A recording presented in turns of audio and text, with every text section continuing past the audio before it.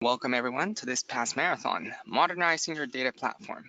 We're excited you can join us today for Bob Ward's session, Experience SQL Server 2019 on Linux and Containers. This past marathon features back-to-back live webinar delivered by expert speakers from the past community. The sessions will be recorded and posted online after the event. My name is Eric Romero, I'm from PASS HQ, and I have a few introductory slides before I hand over the reins to Bob Ward. If you require any technical assistance, please type your request into the question pane located on the right side of your screen, and someone will assist you. This question pane is also where you may ask any questions throughout the presentation. Feel free to enter your questions at any time, and once we get to the Q&A portion, we'll pass along the questions. You're able to zoom into the presentation content by using the zoom button located on the top of the presentation window. Please note that there will be a short evaluation at the end of the session, which will pop after the webinar ends in your web browser. Your feedback is really important to us for future events, so please take a moment to complete this. I would like to take a moment to thank our sponsors, Microsoft and Intel. This past marathon wouldn't be possible without their generous support, and they are the reason why this event is available free of charge. If you would like to learn more about Microsoft or Intel and sign up to receive information on how they can help you, please visit the sponsor page on the PASS website. PASS has teamed up with Microsoft and Intel to help you guide you through the process of modernizing your data platform. In addition to this past marathon, we'll be hosting a series of in-person events across the globe in May and June to help you migrate to a modern platform. To find out more, please visit pass.org. This past marathon session is presented by Bob Ward. Bob is the principal architect of the Microsoft Azure SQL Server team, which owns the development of all SQL Server versions. Bob has worked for Microsoft for 25+ years on every version of SQL Server shipped from OS 2 1.1 to SQL Server 2019, including Azure. Bob is a well-known speaker of the SQL Server community, often presenting talks on new releases, internals, and performance at events such as PASS Summit, SQL Bits, SQL Intersection, and Microsoft Inspire and Microsoft Ignite. Bob is also the author of the well-known book Pro SQL Server on Linux, available from Apress Media. And without further ado, here's Bob Ward with Experience SQL Server 2019 on Linux and Containers. Bob, take it away. Thanks, Eric. Hello to everybody across the world listening in today or tonight or wherever you may be. You're probably listening in on a series that are going on that we're producing on modernization, SQL Server, and one of those topics is Linux and containers, which has been, quite frankly, a very popular topic for me as I've talked to customers across the world about SQL Server. As you may know, we introduced SQL Server on Linux in SQL Server 2017 in calendar year 2017, so it's been a couple of years now. And today's talk is going to focus about SQL Server on Linux and containers with a little bit of a slant towards SQL 19 and what's new in that release. But a lot of the things I'm talking about today apply just in general to SQL Server on Linux and apply to SQL 17 as well. So without further ado, let's just get into the content today. So I think it's important, if you haven't seen this already, just to understand the key new functionalities that are part of the SQL Server 19 release. First of all, if you haven't heard, we've got some really interesting new technologies towards data virtualization. We're going to talk a little bit about how that applies to SQL on Linux today. I kind of call it Polybase++. It's all around expanding the Polybase functionality to access data sources such as Oracle, other SQL Server servers, MongoDB, even Cosmos DB, and Hadoop systems. And in fact, we're including in the release with SQL 19 a concept called big data clusters, which take data virtualization and brings in Hadoop and Spark technologies all in a single cluster solution based on Kubernetes. We always believe in trying to enhance performance for SQL Server, and especially when it comes to intelligent performance. So we took the functionality of adaptive query processing, and we've enhanced that with new features we call intelligent query processing. And since the SQL Server engine is the same, both on Windows and Linux, that all functionality is included on SQL Server on Linux. We're continuing to invest in the new technology, especially when it comes to hardware innovation. So for SQL Server on Linux, for example, you think about the concept of an in-memory database, we've lit up something called enlightenment using persistent memory technologies to make IO-based applications a lot faster, bypassing kernel IO stack software so that SQL can actually work directly with persistent memory devices in a new, exciting way, almost like copying memory. And you'll continue to see more innovation that we have in this space in what we call in-memory databases. Now, we shipped R and Python in SQL Server 16 and 17, and in SQL 19, we're bringing those functionalities for machine learning services to SQL Server on Linux. But we're also introducing the extensibility idea of including Java. So now you can write Java code, Python scripts, or R scripts in the same computer as SQL Server and integrate it in a new way with SQL Server data on your server. Now, as again, we launched SQL 17 with the idea of Linux and containers, but what we're really trying to pitch, and we're hoping customers will now understand, is that we now believe that SQL Server is your data platform to run across many different operating system platforms or infrastructures, whether that's Linux, Windows, containers, Kubernetes, or even Red Hat OpenShift. That's kind of our vision. And the other thing that I'd like to mention to make sure you understand, it's all about compatibility with these platforms. Think about what you see on the screen right there. You can take a database backup on any of these systems and restore to any of these systems and have your app virtually run unchanged against those different infrastructures. And so it's not just about being having platform of choice with SQL Server, it's making sure you understand that it's a compatibility story when you're moving across these different platforms and infrastructures. And then finally, we want new experiences for your data. And so we've introduced Azure Data Studio, which we announced last year. And there's an experience called Notebooks that we've introduced. And you're going to see some demonstrations today of using notebooks with SQL Server. So new experiences using Azure Data Studio, and that Azure Data Studio experience will apply against these platforms that I see in the middle, whether it be Linux, Windows, containers, or Kubernetes. And Azure Data Studio itself runs on multiple platforms and is open source. So it's the same look and feel interface across both Windows and Mac systems and even Linux systems as well. So this is just an idea of what's all coming in SQL 19, and certainly SQL Server on Linux plays a big part of that. But I mentioned that we launched SQL Server 17 in the calendar year 17, and so it's been out almost a couple of years now. And I've got this question from the community is, what have you learned so far about this? I'm trying to get involved in SQL on Linux, but I want to know what you, Microsoft, have learned. Well, first of all, there are customers really adopting this even in production today. You see some of the logos of customers that we have case studies or we've worked with customers directly that are deploying SQL Server on Linux in production. So, one thing to make sure you understand out of the gate is that customers are using SQL on Linux in production scenarios. And we've got telemetry to tell us that it's a very, very popular offering for our customers in this platform, including tons and tons of Docker pulls down for containers, and then telemetry that tells us all the different instances and CPUs being used for SQL Server in the wild. And looking at these company logos, there are far more other companies we just are continuing to work with to get their permission to show their logo, their use on SQL on Linux. And I wish I could just show you all of them. But you should know that I myself have been around now touring the world, literally talking about this topic, even wrote a book on it, which we'll talk about at the end. And there are many, many customers not only interested in SQL on Linux, but running SQL Server in production or planning a SQL in production application. And when I've talked to these customers, this is kind of why they're making this discussion or making this move to SQL on Linux. They're either standardizing on an operating system within their company. They might run a mixed operating system environment, in the short term or even long term, but some companies are trying to standardize. Maybe Linux will become a standard for their organization, and having SQL as that choice is important to them now. They may be reevaluating the new database for new apps. Many apps out there needs data. They need state and storage. And so the preferred database for a customer, now that they have SQL on Linux as an option, they are not limited to options before, such as MySQL, Oracle, or Postgres. And then we have customers that are simply just making that move. They'd like to make a change. In some cases, they're running SQL Server 2008, thinking about a migration, and then Linux has become a new option for them to make that choice. But it kind of leads to some frequently asked questions I get. And number one, is SQL Server on Linux the same as Windows? It's pretty tough to generically tell you what the same means, but I'll tell you this. You're going to see in a few slides here, the core engine of SQL Server is the same core engine binaries that run on Windows and Linux. So Slava Oaks always tells me when we talk about this, Bob, the query processor is a query processor. It's the same binary code running on both platforms. This is why compatibility is such a great story.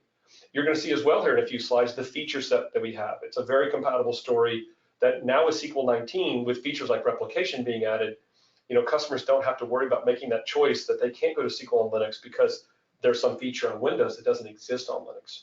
So from a feature set, and the core engine capabilities, it is the same running on Linux and Windows. It's just running on a different operating system. And the next question I get is about performance. Is performance the same? Well, the first benchmark we shipped for SQL 17 was on Linux, not even on Windows. But what we've seen, both from customers and our benchmark performance is pretty much the same. It might vary a little bit depending on how you configured the Linux system or the Windows system, but with comparable hardware and comparable application, we don't believe performance is the main reason to make a choice on SQL, Linux, or Windows. It's your choice now of which operating system is preferable for your company and your environment. What about licensing? Licensing is the same. If you have a license for SQL Server today, you automatically have a license for SQL Server on Linux. We do have some special licensing offerings if you just want to use SQL on Linux. But if you've got license today bought for SQL Server, it allows you to deploy that on both systems on either operating system. And the additions are the same. So developer, enterprise standard, all that stuff works the same whether you want SQL on Windows or Linux. Now, if you're a Windows person, like I've been for a long time, one question you might get is, do I need to know Linux? It's a little bit of a complicated answer, but the simple answer for me when I talk to people is, you need to know Linux just about as much as you need to know Windows. For example, if you're a PowerShell user on Windows, even though PowerShell does exist now on Linux, you might get used to more the Bash shell native environment of command syntax there and various commands that are available. If you have to know in your environment how to add a disk to a machine so that SQL can use a new disk drive, well, you need to learn how to do that on Linux, just like you do on Windows, or whether it be networking. Anything that operating system specific things, you're going to need to know the same on Linux as you do to know on Windows. I would say out of the gate, if you want to get yourself started on SQL Server on Linux, you do not have to be a Linux expert. You can easily get deployed and up and running and connected to SQL. And since the application compatibility is the same, even tools like Management Studio just work with it. So you can get up and running pretty quick without being a very top Linux expert. We'll talk about containers, and you're going to understand when I talk more about how containers work with SQL, that SQL Server isn't different on a container. Now today, as I'm doing this presentation, we support SQL Server on Linux containers in production only, even though you could do a Windows container. So you need to think of SQL Server and containers today being the same as running SQL on Linux, just in a containerized way. And we'll talk about what does that containerized way mean. And then maybe the last question I get is about multi-instance. Do we support multiple instances of SQL Server on Linux? And the answer is we don't support named instances, but that's okay. The containerized technology, as you'll see later today in a demonstration, allows you to run multiple SQL servers on a Linux host or a VM. And then finally, I thought you might find it interesting is that as we've done our journey of building SQL on Linux and experiencing how to instrument it, make it perform well, we ourselves work very closely with partners like Red Hat, SUSE, and Ubuntu. And specifically with Red Hat, we've been able to contribute to the Linux kernel ourselves. We've contributed changes to the XFF file system with a concept called FUA to make it much more performant and maintain consistency. And you can read more details on the Bob SQL blog about all the details we've done. My colleague, Robert Dorr, has spent a lot of time on this working with Red Hat. And in fact, in the latest versions, you'll see in new versions of Red Hat out there, we now support this concept of XFS file systems with FUA in a very performant way. So it's just a way of also showing you is that we're very much part of the ecosystem of Linux and open source and contributing even into that environment. Now, I mentioned to you that SQL Server is the same from a core engine capability of Windows and Linux. And this architecture, maybe you've seen this before, I'll just briefly describe, allows us to do that based on a concept called Drawbridge by Microsoft Research back in 2010-11 timeframe. We took that concept and built something called the SQL Platform Abstraction Layer. This is not emulation. It's not a translation thing. This is us taking the binaries that we run SQL Server on Windows, one SQL code base, and being able to abstract the SQL Server engine from knowing what operating system it's running on and talking to a piece of code called the host extension to do all the key Linux kernel calls. So inside this layer, using SQL PAL is our query processor and column store and all the great features of SQL Server that you know in the core engine. And it explains why compatibility is the same. So just to make sure you understand that this abstraction layer is very performant, and this is why we're able to perform with our benchmarks the same as we do on Windows today. This seems like kind of an eye chart if you look at it, but let me just call out a couple of things. This is kind of our feature set comparing Windows and Linux for SQL Server. And as you see from these dots here, with the blue dots being the new features in SQL 19, pretty much the feature set is now the same, whether it be replication, polybase, distributed transactions, or machine learning services, all that functionality now runs on SQL Linux just as it does on Windows. And you see here in the bold, things like integration services, SQL Server agent, and Active Directory authentication, all of that functionality all works on SQL Server on Linux as well. One key takeaway for you though is configuration. So what you're going to find if you're a user of SQL Server on Windows and you move over and start using SQL on Linux is the functionality, the feature set is the same. Your use of it's the same, but the configuration is going to be different. For example, Active Directory authentication, the configuration for it is going to be different on Linux than Windows. Once you get it configured, it's going to feel the same. It's like integrated security using Kerberos. But configuring Kerberos on Linux is different than configuring on Windows. HADR, which we'll talk about, involving always on availability groups or clustering, the config for that is going to be different. But the usage and the functionality you're used to on Windows is going to be the same. So kind of keep that in mind, that in some cases your config experience will be different, but functionality being the same between the two operating systems. Now, I'm not going to go into a demonstration of the details of deployment because I've shown that many, many different times to folks about SQL on Linux. You should try it yourself. It's very, very simple.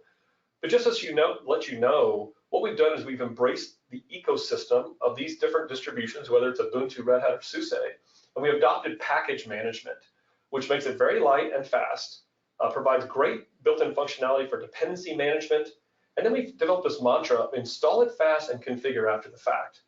And one of the reasons why it's fast and light is packages. You see here a list below for SQL 19, the various packages you install to get the functionality you need. If you install just the MS SQL Server package, you get the core basic SQL Server engine and SQL agent. But if you need Polybase, you would, in addition, install a separate package. You're going to find that's kind of the way we're going to move forward with SQL on Linux is different packages give you different functionality, and the MS SQL Server engine is the core thing to first install the engine, then you kind of just install other packages on top of that.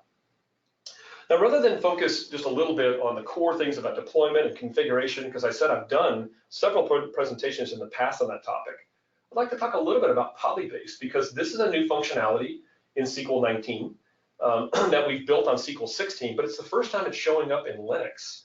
So think about environments and data sources like Hadoop systems for Cloudera or Hortonworks. Think about relational database systems like Oracle, Teradata, or even NoSQL systems like Mongo or the Mongo API on top of Cosmos DB. In these situations, a lot of folks have told us, a lot of customers is, they'd like to access this data where it lives. They don't want to have to move the data. So is there a way SQL Server can become my hub for data virtualization? In other words, can I run query from SQL Server, access the data remotely, and then bring the results back as I need it, and even potentially join across these sources? This is what Polybase now in SQL 19 provides you. And now in SQL Server on Linux, with the latest community technology preview updates, we have that functionality. Now, setting up Polybase in some cases can be a little bit complex. So this is why the big data clusters technology, which you've probably seen as part of our modernization series about, that allows you to kind of auto-deploy and optimize this entire experience to access these kind of data sources. And like I said before, in big data clusters, the Hadoop part of it will be actually included as part of the solution. But you're still going to use this Polybase external table concept, to access the data. So in fact, let's take a second and do a demonstration to kind of see what this functionality looks like. What I have here is in Azure, in a virtual machine, I have a Windows Server Azure virtual machine. And what's interesting here is I've actually installed Polybase for SQL Server on Windows, and I've used this to do other demonstrations for how Polybase works on SQL on Windows. What I'm showing you is how it works on Linux. So this is Azure Data Studio, and what you have here is a couple of interesting concepts. One, at the bottom pane here, I'm using the terminal aspect of Azure Data Studio to do a secured shell to a Linux VM running Red Hat, and on there is SQL Server 19 with Polybase. Here are the packages that I've installed for SQL Server and from Polybase. So I've configured my SQL on Linux VM to enable Polybase, and I'm going to use Azure Data Studio and this server as a client to connect to it. So this is Azure Data Studio connected to my SQL Server on Linux with Red Hat VM. And let me minimize the terminal here. I'm going to show you a notebook experience to how to do Polybase to Oracle. As it turns out, I have another Linux VM running Oracle in a container in my Azure environment. So in order to do the whole Polybase experience, I'll use the notebook to kind of walk you step by step. First of all, I'm going to use the Wide World Importer sample database, and I've restored that on the Linux VM. So first, I'm going to just run this first to clean up some resources, and then I'm going to scroll through the next step. Now, normally you add a master key to your environment because you're going to need that for encryption purposes. I've already done that in a previous step, so I don't need to do that here. But the next step is I'll create what's called the database scope credential. Today, Polybase supports basic authentication. So in order to access the Oracle server, I'll need to be given an Oracle user and password. And I'm going to run that here to kind of configure that. And this is all configured inside my Wide World Importers database. The next step is to create a data source. This is where I'm going to point to the location of the Oracle server that I want to access. And I pass it in the scoped credentials, which is going to be my user and password. And this is telling me that my data source is an Oracle data source. And this is the actual name of the Oracle server and the port number. Now, here's an interesting part. I'll stop for a second and tell you. By doing this and by using this keyword Oracle, I'm using the built-in functionality of SQL Server Polybase to access as an Oracle client to an Oracle server. One of the great things about Polybase with SQL 19 is there's no requirement for you to install any additional software. We have the built-in client software to connect to MongoDB, to Oracle, to Teradata, and even to other SQL servers. So just by putting the keyword Oracle, I'm setting up myself to connect to it as an Oracle client. So I've run that, and I want to create these things in a separate schema. So I'll go ahead and drop and create my schema. And then here's the external table mapping. Everything in Polybase is an external table. Think of this as being metadata in SQL Server that points to the Oracle system. So these are columns that line up with my corresponding Oracle columns for the table I'm accessing. Now, one of the nice things I like about Polybase, and my colleague Travis Wright calls it semantic layers of SQL Server, using semantic mapping. I get to decide my column names here. I don't have to actually use the remote column names in Oracle, so I can use terminology that's specific to me. I put in the right date and time, the data types here, and then this is my reference to the Oracle table. This is an Oracle instance ID. This is a schema in Oracle, and here's the name of the Oracle table. So I'm going to create a mapping to this Oracle server, run it. Now, when I query this table, Oracle.accounts receivable in SQL Server, it's going to remotely push queries to that remote Oracle server. So let me scroll down. One of the things about Polybase is I can create local statistics. So this is going to reach out to that Oracle server and get statistics on this column, because in this particular case, I'm going to do a lot of joining with that column in my local database. Now, first, I'm just going to go run a query against this Oracle table with a filter. We support the concept of predicate pushdown. So instead of just scanning all the Oracle data, bringing it back and filtering it, we'll push down this entire where clause to the Oracle system. I'll run it, and it's going to come back with a simple row result. When this is done, I'm going to come back, and here's my result. I'm going to do another example to show you how to join it with a local table. This is where the power of Polybase really kicks in, because instead of moving the data from Oracle into SQL Server, I'm going to join the Oracle table results with a table in my local Wide World Importers database. So I'll run this here. I'll come back, and now I'm going to have results. Now, what I've achieved is something pretty easy. Now, once I've set up my sources, my table, I can go forth and run any kind of queries I want. And you see here, this is a result of joining these two pieces of data together because the data is related. In my accounts receivable system, imagine in this case that my Wide World Importers company had their accounting system in Oracle and couldn't move it into SQL Server. It must remain in Oracle. But I have things like customer transaction IDs that really line up with my accounts payable system, like what's called like a reference account system. So I want to join on those columns. I want to get data from the accounting system and look at it together with my transactions in my Wide World Importers database. So that's just a simple example of using SQL Server on Polybase on Linux. And just to show you the compatibility of SQL Server on Linux, this is Management Studio connected to that same SQL Server on Linux with Red Hat. And what I've also done is created an external table to Cosmos DB. It's the same type of syntax. In this particular case, this is my credentials to my Cosmos DB database. I'm specifying that I want to go to MongoDB with a location of the documents that I'm provided through the Cosmos DB and Azure portal. I create an external table to map to my documents in Cosmos DB. And then down below here is a join between the Cosmos DB documents and my local people table. So if I run this query here, what I'm doing is I'm starting off with a query of my local SQL Server on Linux. Remember, I'm running on a Windows client. So I'm connecting to SQL on Linux. It's turning around and pushing down a predicate-based query to the Cosmos DB system using MongoDB APIs to get the documents I need to join the data. So this is an example of using Polybase on Linux. And again, when you look at the big data cluster solution, we're automating deploying a Kubernetes cluster to get access to this kind of type data sources. This is me using Polybase on Linux in a standalone way. Okay, back to our deck to kind of cover a little bit more about Linux, and that is the topic of HADR, because I see this topic come up from time to time, and folks want to know, do you have the same high availability solutions on SQL Server on Linux as you do on Windows? And remember my mantra earlier, the functionality of SQL Server is the same, but the configuration can be different. And this applies to both SQL Server 17 and SQL 19. So first of all, we offer the same functionality as a failover cluster instance, but instead of deploying Windows clustering, which you don't have on Linux, we use packages called Pacemaker and CoroSync, which are fully supported when you install by companies like Red Hat and their systems.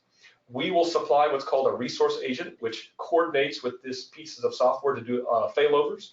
And then, of course, it's a shared storage environment. So just like you would set this on Windows, you're going to have two SQL servers running on different VMs or different machines. One's going to be idle while one's active. And if a failover needs to occur, either there's a problem with the machine or the VM or SQL Server itself, a failover will occur. You've got a shared storage of your databases, and the other SQL Server can kick in and become your new primary SQL Server. Availability groups, being our flagship HADR feature, has the same functionality. We support auto failover with availability groups. We call this now cluster type equals external. We also have the same resource agent, and think of this resource agent as implementing the flexible failover policies you're used to on Windows. And then you set up your replicas, and you have this capability just like you do on SQL on Windows. You have a full AG with full auto failover capabilities. Your just configuration can be slightly different because you're configuring the failover packages of Pacemaker to make that happen. And then finally, what's interesting here is that, and this is a cross-platform story, if you just want read scale, if you just want to set up availability groups and replicas, and you don't need auto failover, you don't need any clustering software. This applies to Windows as well. So set up availability groups, use cluster type equals none, and now you can do sync between replicas both on Windows and Linux or even across Windows and Linux. And in some cases, that might be a live migration scenario if you're running on Windows and want to go move to a Linux system. So those are the three options for doing HADR with SQL Linux.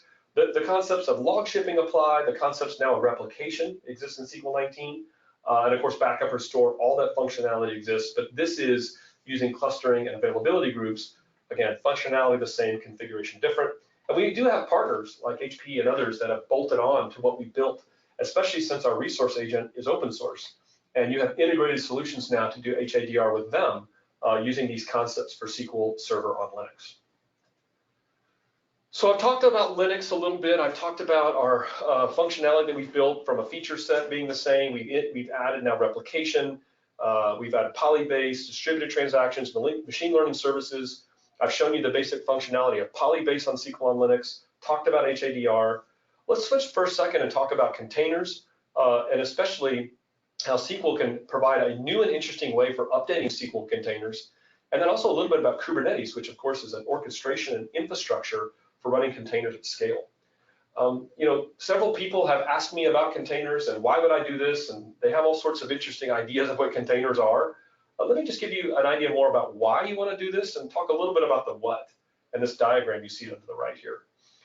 One of the cool, interesting things about containers is that they're based on a concept called an image, which is a binary thing.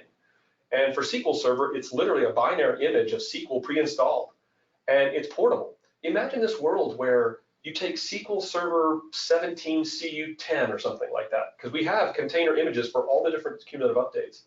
You take that image and you give it to anybody that's running Docker, the Docker engine, whether it be Mac, Windows, Linux, the cloud, wherever, and now you're assured that SQL Server is portable across those. You can put SQL Server on a USB stick if you want to with an image and hand it to somebody else and say, here, run it. Docker provides a really nice system for pulling images. So normally you're not going to go pass around images through network drives or sticks. You're going to pull them where they exist. But it's about portability. So now what I love the fact is I have Mac users out there that don't really want to run Windows software in their Macs. And I'll say, look, SQL Server is now in containers. Just go install Docker for Mac OS, pull down a SQL Server Docker image, and you're up and running now with SQL on Mac OS. And you didn't install any Windows software. So on top of it, Azure Data Studio for Mac OS, and you've got a complete Mac solution for running SQL Server. Many people I've seen in the community now doing demonstrations of SQL software find it so much easier to pull a SQL Server container image and run a container versus pulling an entire SQL Server installation in a VM. That kind of speaks to the next point about being lightweight. If you think about a virtual machine, you install an entire operating system. And when you run SQL Server in that operating system, let's just pick SQL on Linux, for example. Not everything is required in the Linux operating system to run SQL Server. So wouldn't it be nice if you just had like an image with a file system of just the bare necessity software to run, the minimal software to run SQL Server as a process? And in fact, that's what containers are. If you look at this diagram on the right here, each container of SQL Server is really the SQL Server process running in a VM or a native host, but isolated from each other. So don't think in terms of SQL Server containers as lightweight VMs. That's a bad way to think about it. Containers don't replace virtual machines. In fact, they enhance it. Many situations where customers run containers, even in like Kubernetes, you're running multiple containers inside a virtual machine itself. And because the container image itself is just SQL Server with a small set of files, it's a lot more lightweight. It takes up less disk space, less CPU and memory footprint to go run multiple SQL servers than if you had to install separate VMs on a host machine. So again, doesn't replace VMs, but enhances the VM concept. And because they're just the processes and the necessary binaries and libraries, it's much more lightweight to run containers.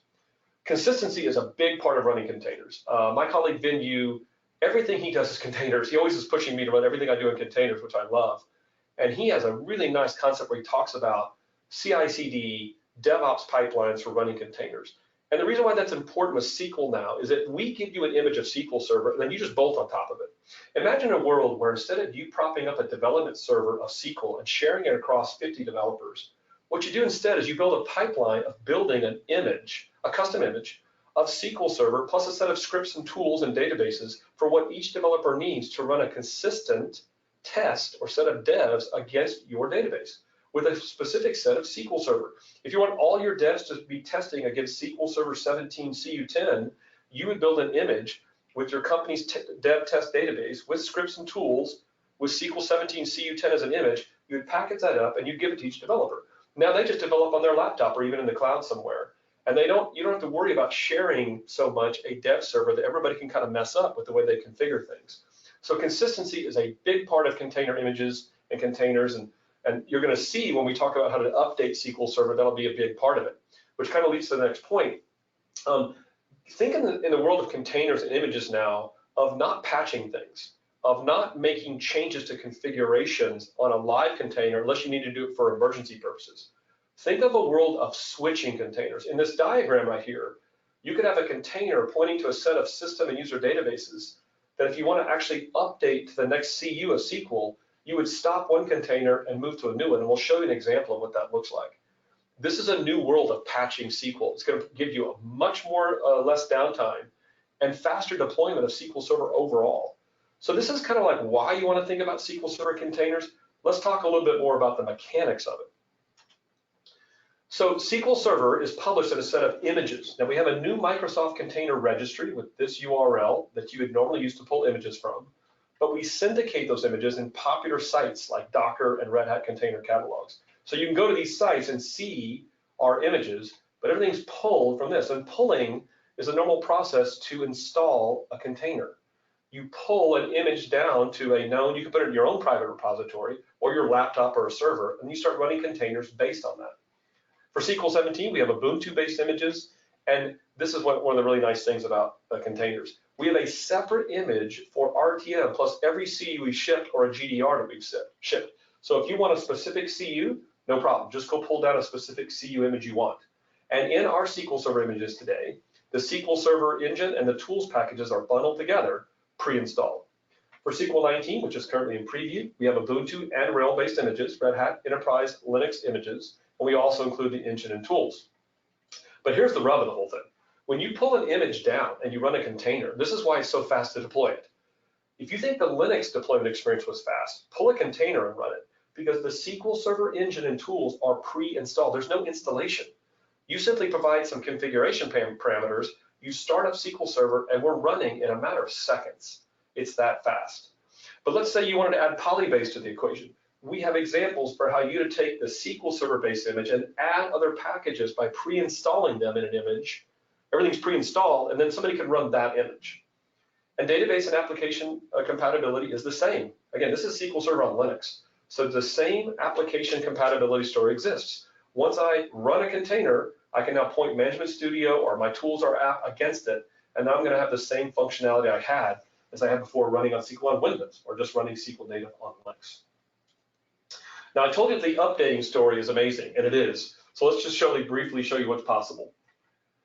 Containers have this interesting property that if you put everything in the container image and you change it, it's going to be lost if the container is removed. So what you do is you have a concept called a volume. Think of it like persisted storage.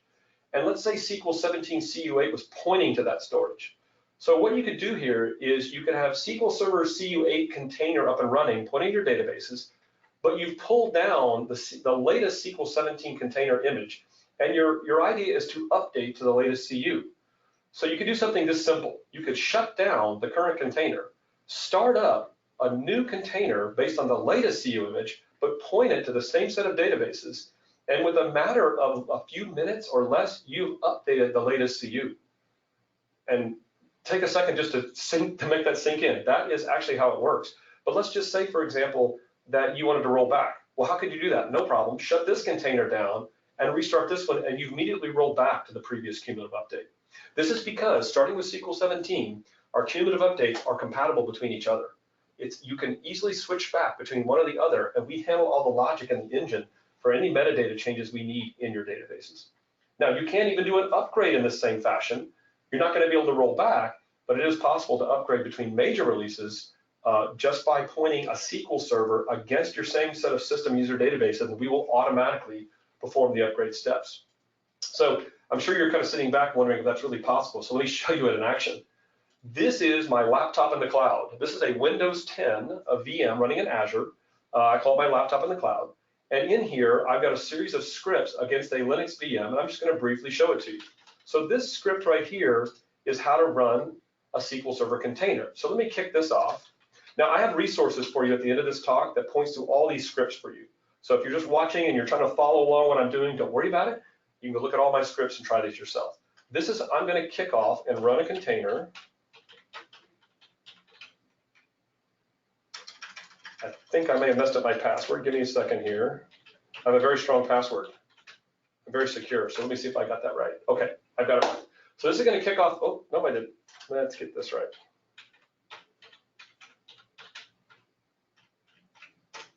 Okay, I've kicked off my container. And the way I know that is I'm going to run this script right here to see my containers. This is SQL Server 17 CU10 up and running right now. I'm showing you a cumulative update scenario, even though this talk is about 19. And once 19 ships, cumulative updates will also be compatible between each other, because I want to show you the rollback. So this is running, and I have this other query right here.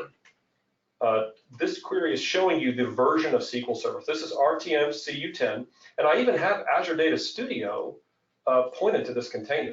So this is me just connecting to this container from a client, a different machine remotely running here. So let me flip over here to this other directory and show you how we're going to do the update. Let me move my terminal up a little bit here.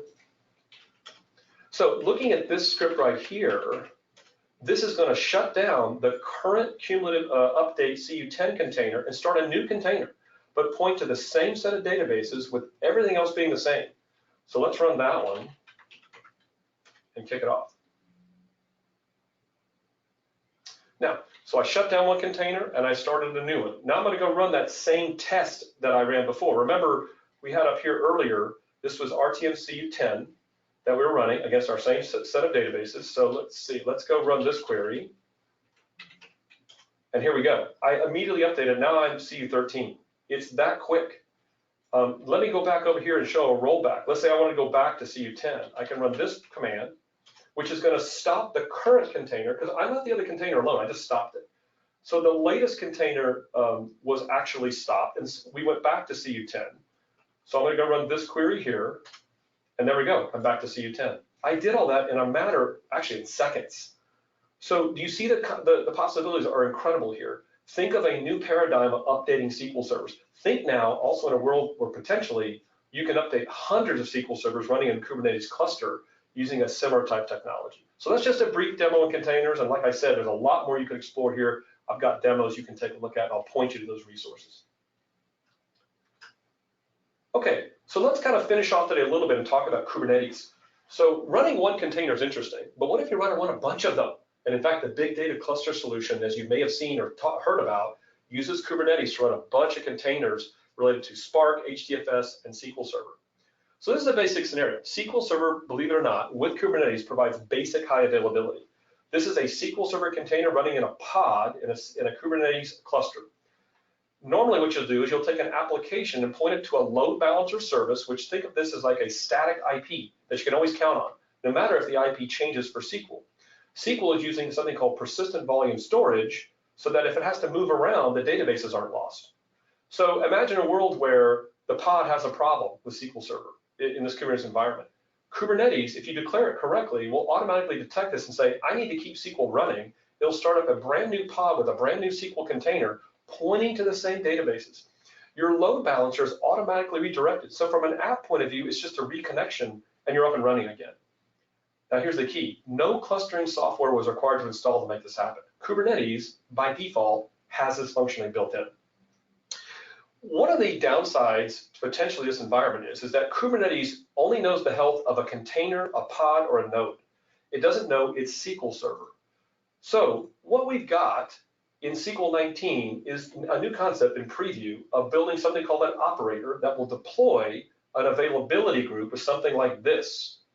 So we can deploy an availability group now so that SQL Server's health will be detected by our agents, coordinating with our operator, and now we have a complete availability group failover scenario all running in Kubernetes. So we get the benefit of the standard Kubernetes failover concepts of pods and nodes, but we also get availability groups, which provides us, through load balancers, the ability to have secondary replica reading. That's one of the reasons why you want AGs, is you want your primary app to point to the primary replica, but you still want to be able to read from these secondaries. And through Kubernetes and load balancers, you can do this. And this operator concept, we've just introduced this in previews, allows you to do two things. It deploys all this automatically, and then it provides a natural arbitration agent to work with these agents to figure out how to do failovers in coordination with Kubernetes. So for example, if the primary has a problem with SQL, this is a SQL thing, not a Kubernetes thing. Through our agents and the operator, we can fail over to a secondary. The load balancer gets redirected. Now, if that old primary comes back up as a new secondary, our load balancer for our secondary reporting app will be redirected to the new secondary. So this is now us integrating the concepts of availability groups with Kubernetes in a new exciting way using the concept of operators. Let's just take a brief look and see what this looks like in action. I'm going to show you the basic HA, not the full operator deployment. This is what I call my shell in the cloud. This is using Azure Cloud Shell, and I've actually got an Azure Kubernetes service up and running with SQL Server. And I've got a set of scripts here that I've run. Now, I've already deployed something called a secret and a persistent volume claim and a load balancer. In fact, if I run this command, I'm going to see the load balancer. I've already pre-deployed that with SQL Server. So what I'm going to do instead is I'm going to go ahead and deploy an actual container in Kubernetes. And the command looks something like this. This kubectl command, which comes built in with a Cloud Shell for Azure, it's going to give me this functionality. Now, I'll show you in a second after I deploy this what this file looks like. Everything in Kubernetes is declarative. So let me kick off this script. And by doing this, I'm actually deploying a pod in Kubernetes with a SQL Server container. In fact, I can run this command to kind of get a feel for what the pod looks like. So this is the name of kind of my pod running. This means it's creating an actual container. And I'll get a private IP address when this comes up and runs. And this is the node in the Kubernetes cluster that I'm using. Now let's take a look here real quick at this YAML file, which is a declarative file for SQL Server. Excuse me. What this says to Kubernetes is, I want what's called a deployment, which is a group of resources, and I call it MS SQL deployment. This is where high availability kicks in. I tell Kubernetes, I always want one replica of this pod running. So if for whatever reason the SQL Server goes down or the pod goes down, Kubernetes automatically makes sure one of these is always up and running. I'll use a concept called a label so that I can interact with this pod just by using the name of this label. And then here's the actual container info. Here's the image of SQL Server. This is a CTP 2.3 2019 image. And then here's the command for SQL. And then here's even the environment variables for things like developer edition, EULA, accepting EULA, and the MS SQL password which comes from what I talked before as a secret. Now, if I scroll down here a little bit more, this is me using my persistent volume claim, which I pre-created. We've got steps to show you how to do this. Think of this as my persistent volume disk where my databases are stored. And notice that this is mapped to var opt MS SQL. Let me clear that so you can see it. This is mapped to this directory. So where my databases go, they get stored on this volume claim. And then this is my load balancer service right here. This is tied into the private IP of SQL Server. So let's go back here and see the deployment again. And if you see it here, it's now running. The pod is up and running, the container is running, and here's the private IP address. And I've got a little script here where I can test connection to it. This just says test.sql.sh. And the reason why this works is really clever. If you look here, I'm going to get the actual IP address from the load balancer service and its port number, and I'll connect to it. This means no matter what the private IP address is of SQL Server, I can always connect to it. I'll just run that again so you see it. So one interesting way I can see high availability is to shut down the container. Now, the way to shut down a container in this particular case is to shut down SQL Server. So I'm going to do a shutdown with no wait. And if I go back and I look at my pod status, you'll see here very quickly that it's still running. That's because Kubernetes automatically just restarted the container. Well, what about the pod itself? I can actually simulate a pod failure this way. I can actually delete the pod based on that label that I showed you earlier. So let's do that. Okay, this is going to delete the pod. And now I'm going to come down and I'm going to look at the pod state again, and you're going to see a different IP address show up. What it's done, it's going to recreate a new pod with a new SQL container based on the same image, but it's going to point to the same volume storage. So my databases are intact. So I'll go run this now, and I've got a new pod running. You see here the name of the pod's different. So you can see here, here's my previous pod name, here's the new one, and here you see the new IP address that's running. So how am I going to connect to this new container? The load balancer didn't change. So I can simply run the same script again, like this, and I'm still connected to SQL, same version of SQL in this case. There is further demonstrations I could show you where you can actually update SQL Server, just like I showed you in containers with Kubernetes to deploy a new image to a pod. That's beyond the scope of what we'll show today. Perhaps we should come back and do a whole hour just on SQL and Kubernetes. But this is just basic fundamental, just so you can see the concepts and the fundamentals of SQL Server and Kubernetes. These concepts also apply on OpenShift. We're building labs for SQL Server and OpenShift that you'll be able to use as well. But also, the thing that I love about this is I'm using a Cloud Shell. In fact, I've done this demo on my phone because the Azure app provides a Cloud Shell on your phone. That'll be an interesting demo to show sometime. Somebody, SQL Server and Kubernetes on your phone. Well, I covered a lot today. I covered SQL Server 19 all-up key functionality as it applies to Linux. We've talked about the fact that Linux functionality is the same on SQL and Windows, performs the same. Its configuration is different, but feature set the same. We showed you a little bit about how Polybase now works for new data virtualization concepts. We showed you some interesting container scenarios, and even a little brief just introduction to Kubernetes and the possibilities that exist for SQL Server. But here's some call to action for you. And so if you're watching this presentation, feel free to stop and get a screenshot of this. These decks, though, this is the thing you're going to love here. The deck that I just built is right here. So AKMS Bob Ward MS. If you just go to that site, you'll get this actual deck. The demos I showed you are here on a GitHub repository. We have free training on this site called SQL Workshops. We'll continue to add to that training. There's training today for SQL 19, for machine learning services, for big data clusters, training that's coming soon for OpenShift, for Kubernetes and Linux, and other things we're doing. If you want to just try out SQL on Linux today, you can use this website here, or if you want to get a quick way to deploy a container, go to this site. And then if you want to use big data clusters, sign up for our early adopter program. We'll work with you hand in hand on how to deploy that. You know, if you're an author and you do a presentation, you get to do a shameless plug for a book. So I wrote a book called Pro SQL Server on Linux by Apress Media. In there, I talk about SQL Server on Linux, how to deploy it, how to get started, how to use SQL Server on containers and Kubernetes as well. With plenty of examples, I'm big on examples in that, all using a Linux system. Well, I certainly hope you've enjoyed the time we spent today, and I'm sure as you go through this scenario and you look at Linux containers, you're going to have all sorts of questions. And in fact, I think today is probably appropriate to stop right now, Eric, and maybe take some questions from the audience.